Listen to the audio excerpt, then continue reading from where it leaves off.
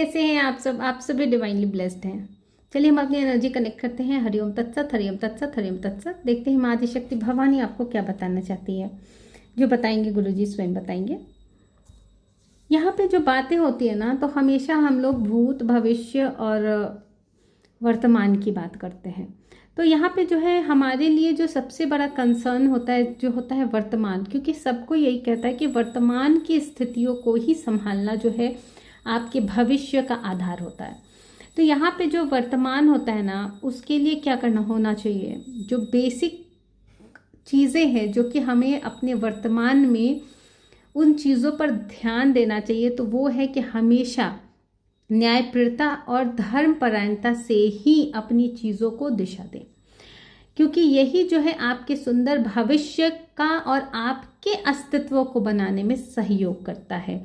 और ये चीज़ें क्या होती है कि प्रकृति के जो है नियम है उसके सम्मान करते हुए जब आप उसकी फ्लो के साथ बहते हैं, उस चीज़ को, हर चीज़ को एक्सेप्ट करते हुए उस चीज़ के फ्लो में बहते हैं, तभी आप एकाकार होकर जो है ना अपनी वर्तमान स्थितियों में जो है आप एक उसके साथ संयोजन भी करते होते हैं, और कहीं ना कहीं उस चीज़ को, फ्लो को बनाए रखने में जो है अपने आप के जो संरचना है उसको उस तरह से उसमें बदलाव भी करते रहते हैं, जिससे कि आपके मार्ग जो है सुलभ होते रहें।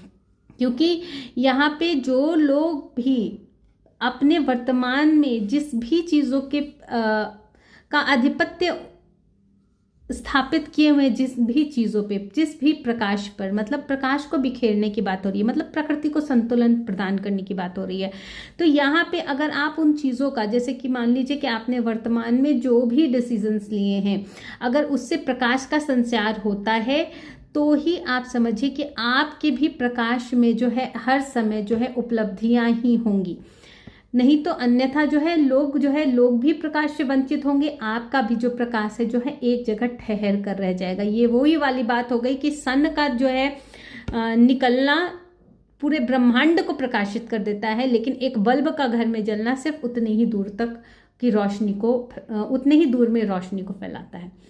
तो ये चीज़ें ये बताती है कि आप जो वर्तमान में जिस भी चीज़ों पर आप का जो राय होता है, आपका जो मशवरा होता है, आपको जो जीवन में उतारने के लिए जो भी मार्गदर्शन होते हैं, आपको उस ऊर्जा पर विशेष ध्यान देना चाहिए। और उपदेशों को भी देते समय और सुनते समय बहुत ही उस पे जो है ना ध्यान को केंद्रित करना चाहिए, जिससे कि जो है आपको रास्ते मिलते चले जाए।